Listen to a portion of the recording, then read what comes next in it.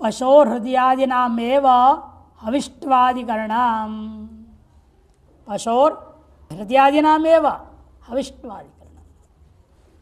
पशु के पूरे पशु ना जाते कि पूरे पशु को आपने कहा नहीं कर सकते हैं, हृदयादि को करना चाहिए, तो पूर्व पशु कहेगा हृदयादि से अन्यों को भी अंग तो अंग है ना, यही 11 अंग ही क्यों, उन अंगों को भी करना चाहिए, उन अंगों से भी आहुति,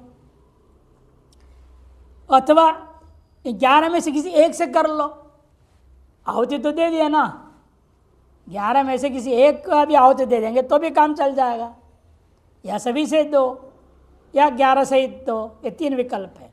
एकेनांगेन सर्वैर्वा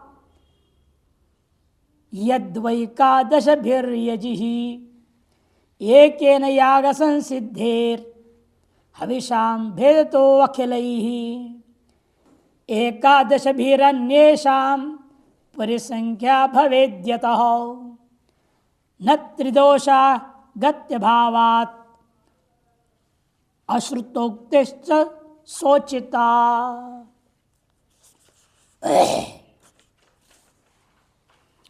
एकेन अंगेन सर्वैर्वा यद्वा एकादशभिरेव हविः। पशु का याग करना है, उसके हविष किसी एक अंग से की जाए या सभी अंगों से किया जाए या 11 जो नाम गिनाए गए उनसे किया जाए। पूर्व पक्षी एक के द्वारा याग स्वरूप सिद्ध हो ही गया ना, इसलिए किसे करो। सिद्धांत ने हविष्व भेद तो अखिल ही, हविष्व भेद को देखते हुए अखिल अंगों से करना चाहिए, सभी अंगों से करो। तो सिद्धांति एकादशभिर अन्येषां परिसंख्या भवेद्यत, इन 11 अंगों के कथन के द्वारा अन्य अंगों का परिसंख्या विधि है यहाँ पर। तो पूर्व पक्षी कहेगा परिसंख्या विधि कहोगे त्रिदोष हो जाएगा, न त्रिदोषा गत्य भावात, क्या और कोई गति ही नहीं। इसे त्रिदोष भी उस विधि का भूषण ही है, दूषण नहीं। इसलिए कहते हैं आपकी अश्रुत कल्पनाओं की अपेक्षा से ये क्या सभी, ये क्या सभी जो 2 आपने कल्पना की है, अश्रुत कल्पनाओं की अपेक्षा से त्रिदोष वाला प्रसंग विधि मानना भी ज्यादा लाघव है। प्रत्यंगम हविर्भेदे त्रेधा यागे संशय, प्रत्येक अंग को लेकर के हविष में भेद हो जाएगा। भेद होने पर वह 3 प्रकार का संशय हो जाता, त्रेधा यागे संशय। तत्र अनिर्दिष्ट विशेषेण येन केनाप्यंगेन याग कार्य, अनिर्दिष्ट विशेष के द्वारा जिस किसी भी अंग को लेकर के याग करना चाहिए, तावतैव यागस्य, तावतैव याग से सिद्धत्वात्, याग का स्वरूप सिद्ध हो जाएगा। इति एक पक्ष, पहला पक्ष है। चोदितम पशु अंगत्वम परिगणने तेषु हृदयादिषु अन्येषु च अंश शिर प्रवृषितो समान। पशुनाय देश में जो अंगत्व किस में आया है, तृतीय विभक्ति के आधार पर पशु में। इसे पशु के सकल अवयवों में अंगत्व है। जब पशु में अंगत्व में, पशु का अवयवी में अंगत्व कहने का अभिप्राय है, सकल अवयव में अंगत्व आ गया। अंगत्व आने से हृदयादि गिनाया गया 11 और उससे भिन्न बाहु है, सिर है, इत्यादि भाग है, उनमें भी समान अंगत्व है। अतो ततो हृदयादिवद अंशादिनाम अपि हविर्भेदत्वाद, हृदयादि के समान अंशादि को भी हविर्भेद मानने से याग मंत्रेण हूयमानत्व लक्षण हविष्ट अपर्यवसानात्, और उनके द्वारा भी याग के बिना हूयमान रूपा जो हविष्ट है उसका पर्यवसान नहीं हो पाएगा। अतएव सर्वैरंगैर याग कर्तव्य, यदि द्वितीय पक्ष, सकल अंगों से याग करना चाहिए। तो हड्डी भी अंग है, हड्डी से भी याग करेंगे क्या? हड्डी भी तो अंग ही है, उसको भी डालेंगे हवन में, फिर केवल मांस को ही क्यों डालना? हृदयादि भी एकादशभिरेव अंगैर याग कर्तव्य। सिद्धांति जवाब देता है हृदयादि 11 अंगों के द्वारा ही याग करना चाहिए। कुतो, क्यों? अन्येषाम अंशादीनाम परिसंख्यातत्वात्, जो अन्य अंग है अंश आदि उनका परिसंख्यान हो गया है। चोदकेन सर्वेशा अंगानाम अवदाने प्राप्त, अतिदेश के द्वारा जिस प्रकार से सभी अंगों का अवदान प्राप्त था, तब हृदयादि वाक्य न अंसादि परिसंख्यायन्ते, हृदयादि वाक्य के द्वारा अंसादि का परिसंख्यान किया गया। ननो परिसंख्यायाम विधि स्वार्थ जयात परार्थम कल्प्येत प्राप्तम बाधेत इति दोषत्रयं प्रसिद्धेत। ये परिसंख्या विधि मानोगे, स्वार्थ परित्याग, परार्थ की कल्पना और प्राप्त का बाद भी दोष हो जाएगा। इति दोषत्रयं प्रसिद्धेत। पूर्व पक्षी के जवाब में सिद्धांत प्रसिद्धताम नाम होवे तीन दोष, कोई आपत्ति नहीं हमको। सति ही गत्यंतरे येषाम दोषत्व, यदि गत्यंतर है तब इनको दोष कहा जाता है, नहीं ये परिसंख्या विधि का भूषण ही है। प्रसंख्यायास्तु तेत्र है स्वरूपम, यदि प्रसंख्या विधि मानता हूं फिर तो तीनों उसके स्वरूप है, दोष नहीं है। इति कृत्वा न दोषताम भजन्ते, ऐसे मानने पर इनमें दोषता रहेगा ही नहीं। किंच प्रमाण भी है, द्वयानि मांसानि अभिमृशन्ति श्रुतानि अश्रुतानि इति।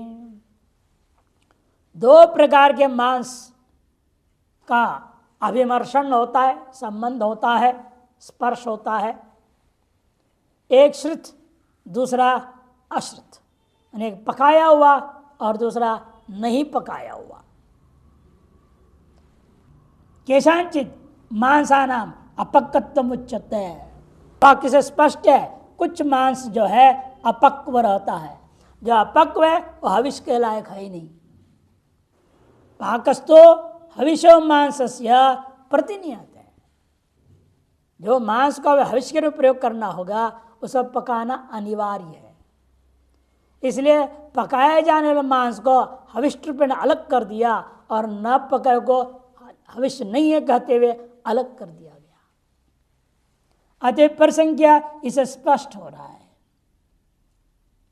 तस्माद श्रुतत्वोक्तिर अंसादि परिसंख्या गमयति, श्रुतत्वोक्ति के द्वारा अश्रुत जो अंसादि है उनकी परिसंख्या बोध हो जाता है।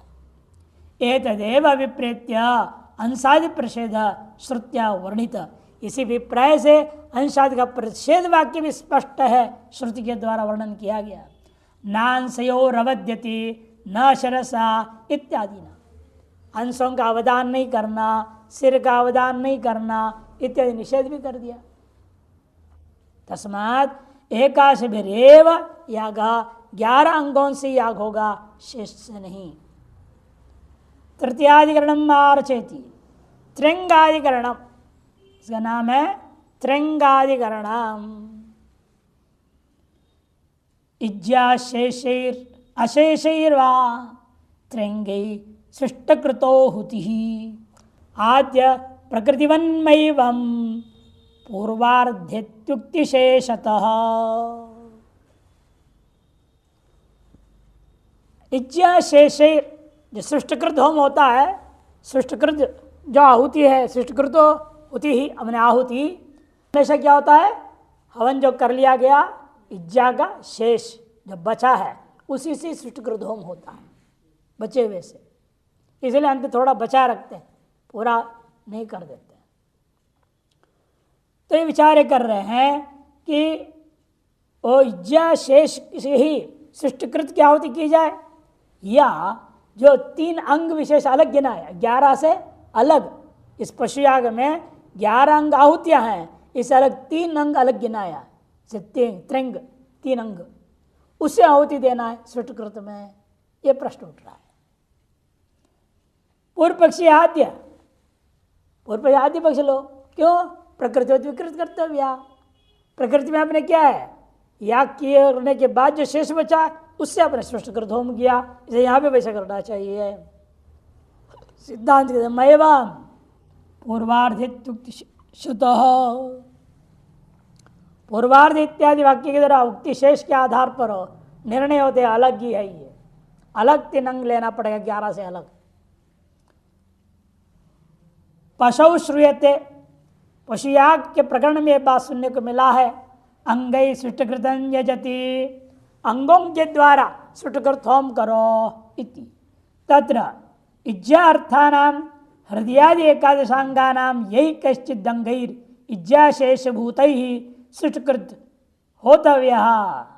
पूर्व पक्ष कहता है इज्जार्थानाम, जो याग के लिए ही हृदयादि 11 अंग बना लिए गए थे, उनमें से जिन अंगों को पूरा ही डालने के लिए कहा गया, उन्हें छोड़ करके बाकी जिन अंगों के कुछ शेष बच जाता है, उसी शेषों से ही सुष्टकृत होम होना चाहिए।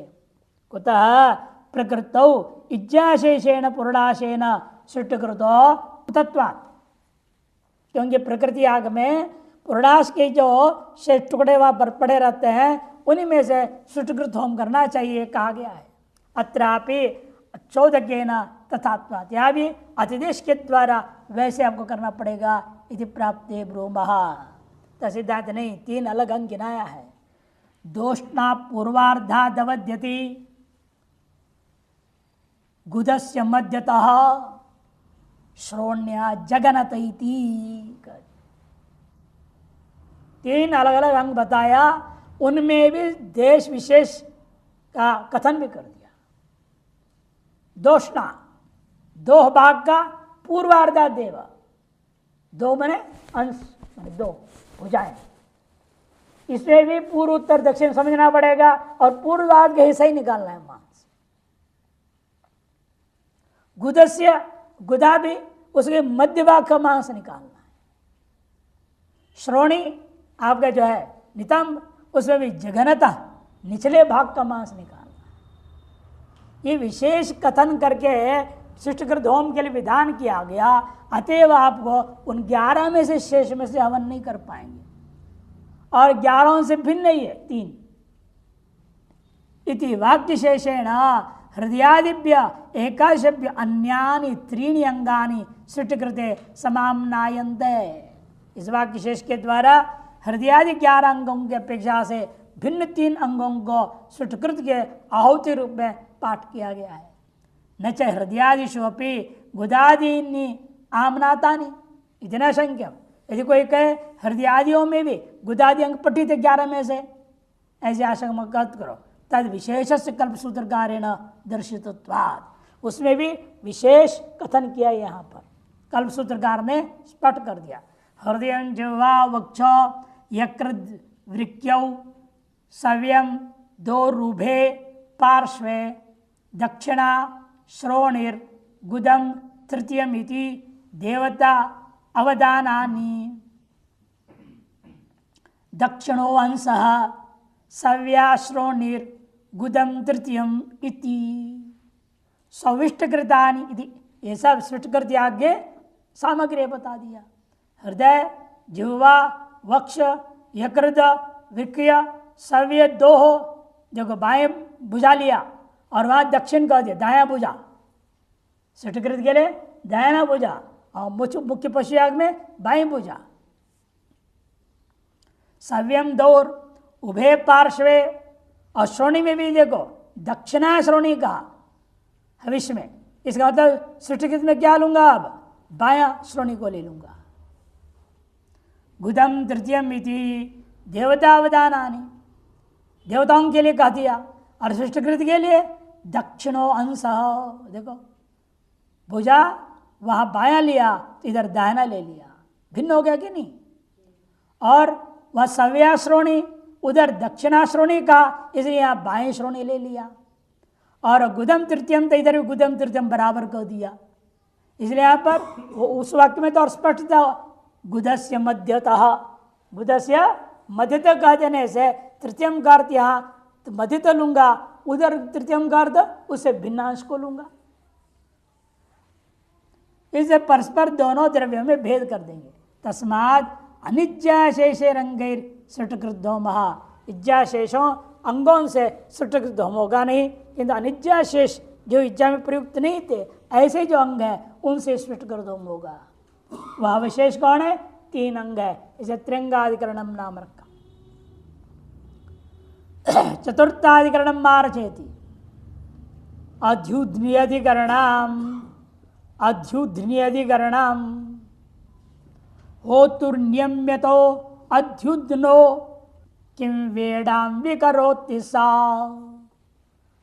अनस्थिभिरिति प्राप्ता होतु पक्षे नियम्यते अनुवादो अनस्थिवाग्यम प्रापिका परिशिष्टगी नाध्युध्नो तत्र ते नेडा होतुर विक्रियते तया होतुर नियम्यते अध्युध्नो। अध्युध्न क्या है? प्रदेश ऊधन प्रदेशगतम जो है, ऊधा प्रदेशगतम मांसम अध्युध्न कहा जाता है। उसमें अध्युध्नी उसके एक हिस्सा। ऊधा किसको बोलते हैं? कुंडोदह बनता है, कुंड के समान है ऊधा, जिस गाय ऐसी गाय थन का भाग, उसको ऊधा कहा जाता है। उसमें भी जो है ऊधा प्रजगत जो मांस मात्र को लेना वहां का, उसको अध्युध्नी कहा जाता है। अध्युध अध्युध्नो होतुर नियम्यतो किंवा इड़ा विकरोति सा। या जो पहले से जो कहा गया 3 अंगादि इड़ा है उसे विकार पैदा कर देगा ये, इसलिए उदांश को नहीं लिया जाए। क्या करना है? पूर्व पक्षी अनस्थिभिरिति प्राप्त, हड्डियां नहीं लेनी कहा ना, तो दूसरे अंग का मांस लेकर के इड़ा भक्षण के लिए ज्यादा मांस बना लेंगे। लालची होगा ना, ज्यादा खाना चाहते हैं मांस हो, नहीं तो इड़ा भक्षण में जो शेष बचेगा थोड़ा थोड़ा ही मिलेगा। उसको बढ़ाने के लिए क्या करना है बोल रहा है? वो थन का मांस ले लो, उसे बढ़ाओ। ये पूर्व पक्षी का कहना है। वही क्यों हड्डी को लेने के लिए मना किया है? वाक्य ने हड्डियों को निषेध कर दिया तो अन्य मांस ले सकता हूं, उसका अर्थ ले लेगा पूर्व पक्षी। अनस्थिवृत्ति प्राप्ता होतु पक्षे नियम्यते। ये भी होता के लिए विशेष कथन किया है। होता के लिए इड़ा भक्षण कम पड़ रहा है, उसके लिए ऊध का मांस लेना है, थन का मांस। इसे पक्ष नियम मान लिया जाए, ये जो है पूर्व पक्षी। सिद्धांत ने अनुवादो अनस्थिवाक्यम, अनस्थिवाक्य वास्तविक विधि है ही नहीं, वो तो निषेध पर वाक्य भी नहीं है, वो तो अनुवाद है। प्रापिका परिशिष्टगी ही, इसलिए अस्य अनुवाद होने के नाते परिष्ट शब्दों के द्वारा वो प्राप्त कराने वाला हो गया। न अध्युध्नो तत्र ते नेडा, इसलिए ऊधा को लेकर के प्रयोग नहीं किया सकता है, उसको इड़ा में प्रवेश नहीं होगा, क्योंकि वह होतु विक्रियते तया, उसके द्वारा होता कि इड़ा में विकार पैदा हो जाएगा। पशाव एवं श्रूयते, पशुयाग में बात सुनने को मिला, अध्युध्नीम होत्रे हरंती थी, अध्युध्नीम होत्रे हरंती ऐसा कहा। अध्युध्नी हृदयादिभ्यो अन्य अंगम, इन 11 अंग से भिन्न अंग है अध्युध्नी नाम का अंग। तत्र यम होतुरेव नान्य स्थिति नियमित, उस अंग का इड़ा भक्षण जो है होता ही करेगा, दूसरा नहीं करेगा, ये नियम हो गया। कुतः पक्ष प्राप्त, पक्ष में प्राप्त था। तथा ही हृदयादि दीनी इज्जा, हृदयादीन इज्जा शेषान भक्षणार्थम पात्रे निक्षिप्य, क्योंकि ये प्राप्त है ना, ये अपने आप में इज्जा शेष तो प्राप्त थे ही, हृदयादि इज्जा शेष भक्षणार्थ पात्र में निक्षेप कर दिया। अनिज्जा शेषान अपि तत्र निक्षिपेत, और अनिज्जा शेष कौन थे? ये जो वर्णन किया 3 अंग, जो पूर्व अधिकरण में निर्णय दिया ना, 3 अंग जो कहा गया, उन अनिज्जा शेषों को भी उन्होंने बर्तनों में निक्षेप कर लिया। अनस्तिभिरिडाम वर्धयंती विधि है, अनस्तिभिर इडाम वर्धयंती, हड्डियों के बिना इड़ा को भक्षण के लिए बढ़ा लेनी चाहिए, ये कहा गया है। इडाम भक्षयंती इति, अनस्थिर इडाम भक्ष वर्धयंती इति श्रवणाद अस्थि अस्मिंश्च भक्षणे प्रत्येकम ऋत्विजाम विभज्यमाने, इसके अनुसार जो है प्रत्येक ऋत्विज को इड़ाभक्षण विभाग पूर्वक दिया जाएगा। संयम अध्युदनो, अब उसमें भी जब अध्युदन का हिस्सा है वो होता के भाग में ही जाएगा। कदाचित प्राप्तोस्ति, कदाचित प्राप्ति थी और कदाचित अन्य से अन्य का प्राप्ति था, तो नियंतव्या, उसे नियम करने के लिए वाक्य आया इति प्राप्ते ब्रूमः। वर्धयन्ति इति वर्तमानोपदेशेन, देखो वर्धयन्ति ये वर्तमान कालीन लट लकार का उपदेश है, इसलिए अनस्त्यवाक्यम अनुवाद, इसे अनस्त्यवाक्य अनुवाद है। जो पूर्व में दिया अनस्त्यवाक्य वो अनुवाद पर लेनी पड़ेगी, कि ये जो है अनस्तिनी के द्वारा ही यहाँ पर वृद्धि करने को कहा गया है। प्रापकंतो परिशिष्ट वाक्य, प्रापक फिर कौन है उसके लिए? परिशिष्ट वाक्य है। तच्चा एवं आमनायते, परिशिष्ट वाक्य में क्या पाठ है? अतः यद यद परिशिष्यते तत् तत् समवत्त धान्यम आनयति हृदयम जिह्वाम वक्ष इत्यारभ्य, ऐसा 11 का नाम लेके वनिष्ठुम इत्येतदन्ताम। यद्यत परिशिष्यते, पहले उनको तो ले आओ, जो अंगों का हवन करने के बाद इज्जांग शेष है उनको पहले पात्र में डालना है।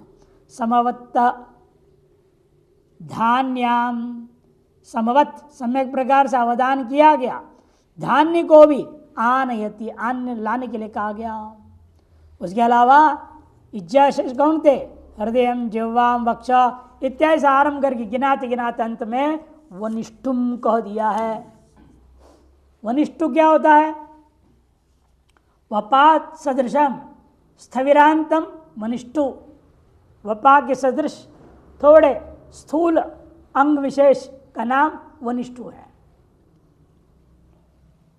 न च तस्मिन् वाक्ये अध्युदनी पठिता, लेकिन उस वाक्य में अध्युदनी को इड़ाभक्षण के लिए बढ़ाने के लिए लाना चाहिए, ये तो कहा नहीं है। ततो अप्राप्तत्वाद विधिमानतया, अप्राप्त होने से यह नियम विधि नहीं है किंतु अपूर्व विधि मानी जाएगी। हो तुर इड़ा भागो अन्यो बाध्यते, तो होता के लिए इड़ा भागार्थ जो अन्य जितने भी भाग प्राप्त था उनको बाध्य दिया जाएगा। तत्र यम वचन व्यक्ति, वहाँ पर यह वचन अभिव्यक्त होता है, यद धोत्रे हरंती तद अध्युदनीम इति तस्माद विकारा, जो होता के लिए आहरण कर देंगे वह ऊध का ही लाना चाहिए। इससे उसमें होता का इसमें अतिरिक्त विकार कर दिया, याग शेष से न करके अतिरिक्त का ला करके विकार पैदा करने का ही विधि है। और विधि होने के कारण से वो दोष नहीं है। अनिज्जा वाले को भी जोड़ना, आपने 3 अंक तो ले लिए हैं, वैसे भी अनिज्जा वाले, ये भी अनिज्जा वाला है तो कोई आपत्ति नहीं, लेकिन विधि के कारण से आपको इसको स्वीकार, नियम विधि नहीं किंतु अपूर्व विधि मान रहे सिद्धांत। पंचमाधिकरणम मार्जति वनिष्ठोर भक्ष विकाराधिकरणम, वनिष्ठोर भक्ष विकाराधिकरणम, वनिष्ठोर अपि तत्त्वस्यात् प्राप्ति साधनतो यदि इडा संस्कारे वायम भक्षो विक्रियते ततः। फिर तो उसमें गिनती में आपने कहा हृदय आदि 11 गिनने के बाद और 3 के अलावा वनिष्ठु भी पाठ हुआ है, आपने स्वयं कहा। अब वनिष्ठु को भी अपि तद्वत्स्यात्, उसको भी इडाभक्षण में बढ़ाने के लिए प्रयोग करना चाहिए। प्राप्ति साधनत्व यदि, अथवा आसाधन से प्राप्ति मानी जाए, तब सिद्धांत इड़ा तो वास्तव में संस्कार है, तो याग थोड़ी है वो। इड़ा भक्षण एक संस्कार मात्र है, उपयुक्त का संस्कार है वो। भक्षो विकृते ततः, जैसे करने पर भक्ष में विकार जरूर होगा। पशाव एवं श्रूयते वनिष्ठुम अग्निध इति, वनिष्ठ भाग अग्निध के लिए देना, होता के लिए जैसे अध्युत कहा था, और वनिष्ठ भाग को अग्निध के लिए देने के लिए कहा गया। इति अध्युदनी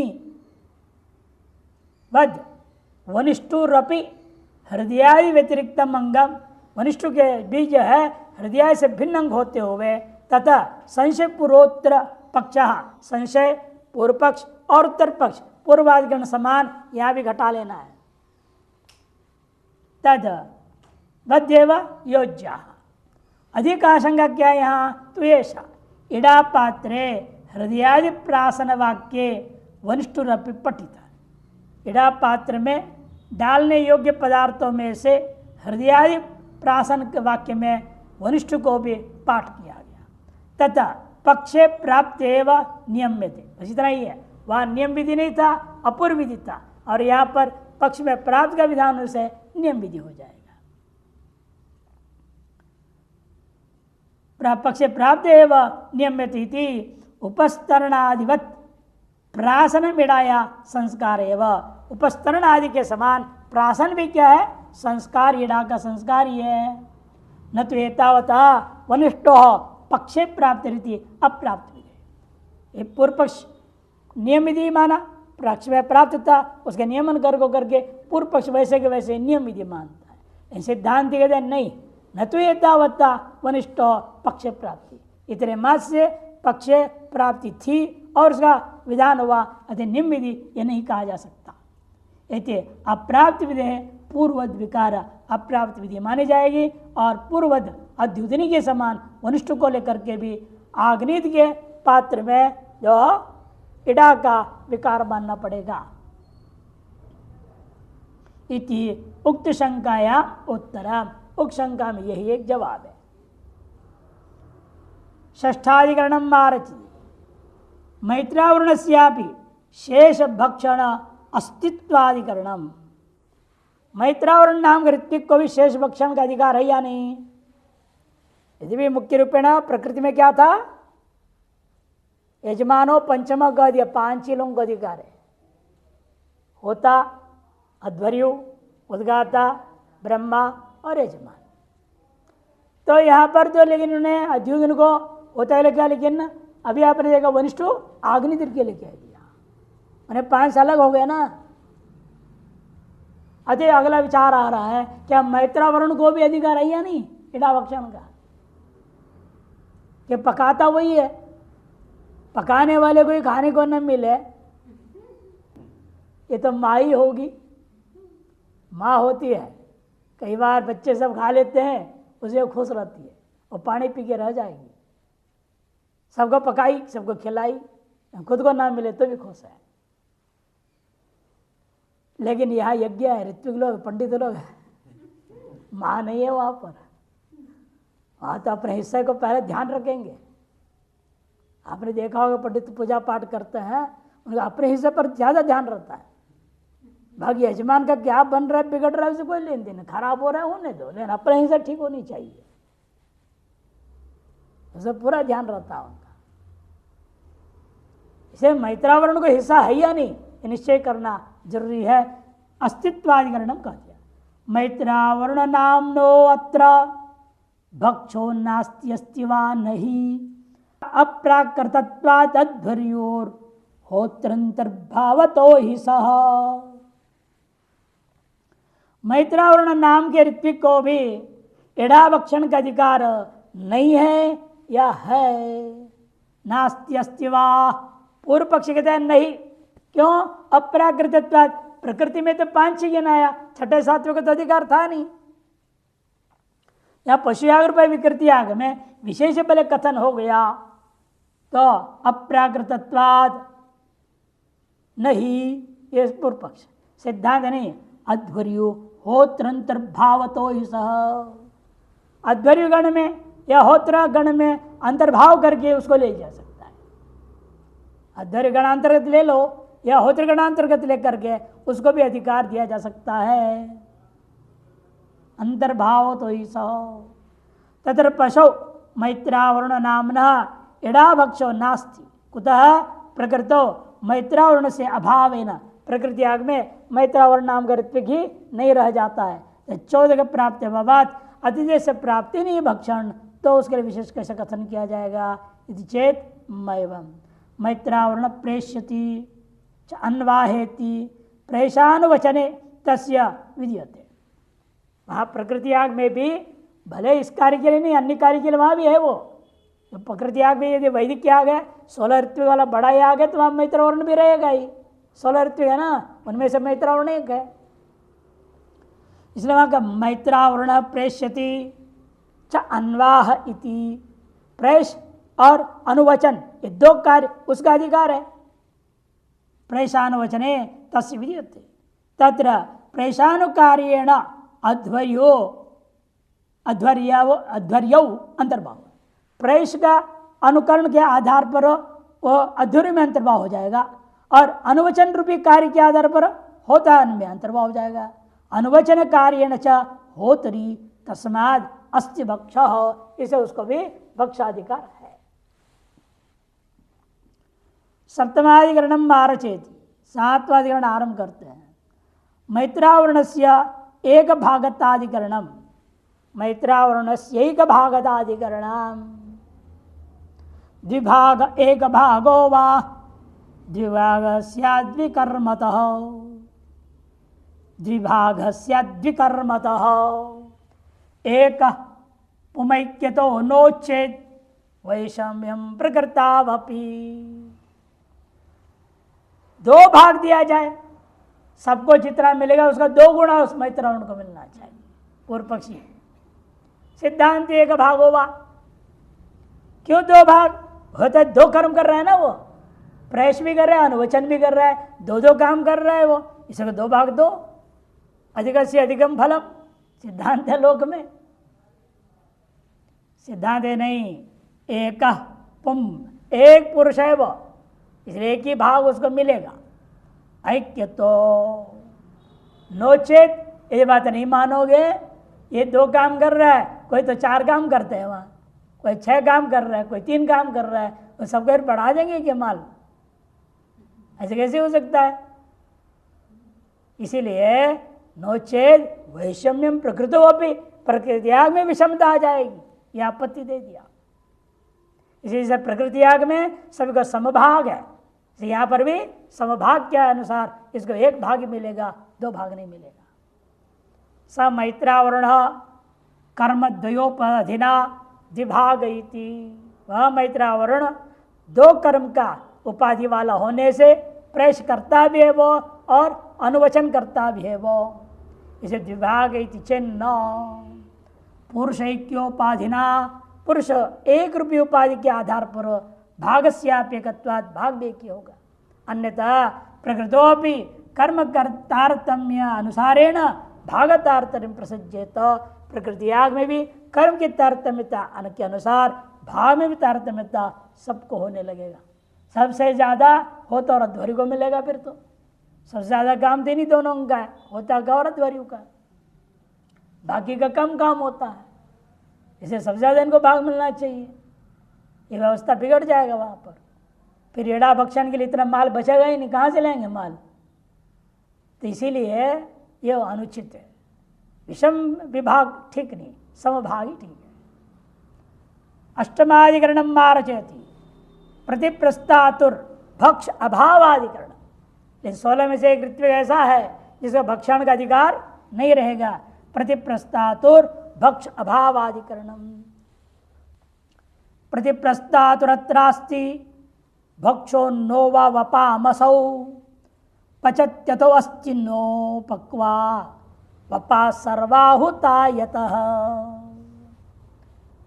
प्रतिप्रस्तातुर अत्रस्ति भक्षो नो वा, प्रतिप्रस्ताता नाम का ऋत्विक को भक्षण का अधिकार है या नहीं है, कि उसको तो अधिकार मिलना ही चाहिए, क्योंकि वपा को पकाने वाला है वो। तो असौ वपाम पचती, वह वपा को पकाता है वो, अतो अस्ति, जो पकाएगा उसको हिस्सा तो कुछ मिलना चाहिए, और अन्य चीज़ों का हिस्सा मिले ना मिले, जिसको उसको पकाया उसी का तो हिस्सा मिल जाए, वपा का एक टुकड़ा मिल जाए, तो उचित है पूर्व पक्ष की कहना है।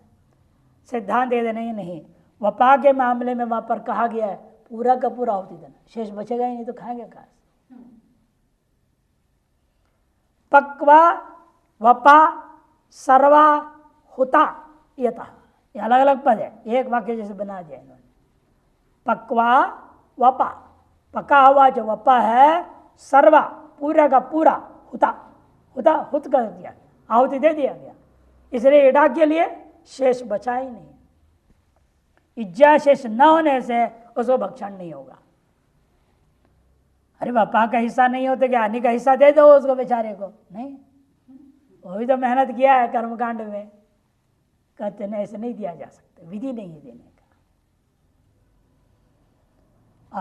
अतः प्रसव प्रतिप्रस्तातुर इडा भक्षो अस्ति। पूर्व पक्षी कहेगा प्रतिप्रस्ताता को भी इडा भक्षण है। कुतः, उसके सिद्धांत में यह है अध्वर्यु कर्मण वपापाकस्य तेन कृतत्वात्। अध्वर्यु का कर्म था वपा को पकाना, लेकिन वो किया किसने? प्रतिप्रस्तात ने कर दिया, तेन कृतत्वात्। यदि चेत मैवाम, ऐसे कहते हो मैवाम भक्षयितुम यथा शेषस्य वपाशेषस्य अभावात्। भक्षण करने के लिए वपाशेष तो रहा ही नहीं, अतः उसको भक्षण अधिकार नहीं है। नवमाधिकरण मार्जति, नवाधिकरण आरंभ करते हैं आज भागाधिकरणम, आज भागाधिकरण नाम से। गृहमेधिय के त्वाज्य भागवित्यनुवादगी सचोदक विधिर्वार्थ वादो वाधिक कर्म वाव परिसंख्योत संकोचस चोदको वन्यत्र वात्र वाव अपूर्वम गृहमेधीयम स्याद्वा तो लुप्त चोदकम।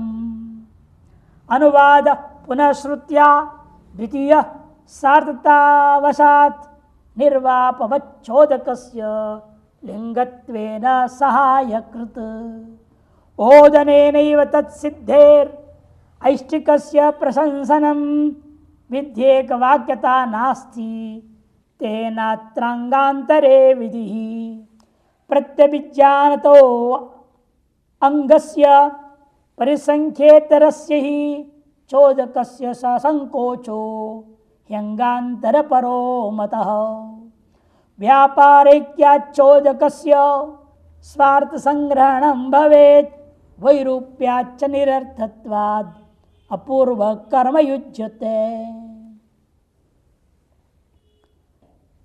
आज्य भाग नाम का याग होता है, उसे बारे विचार कर रहे हैं, 8 विकल्प उठा रहे हैं, 7 खंडन करके 8वां कहेंगे स्वतंत्र कर्म है भाई।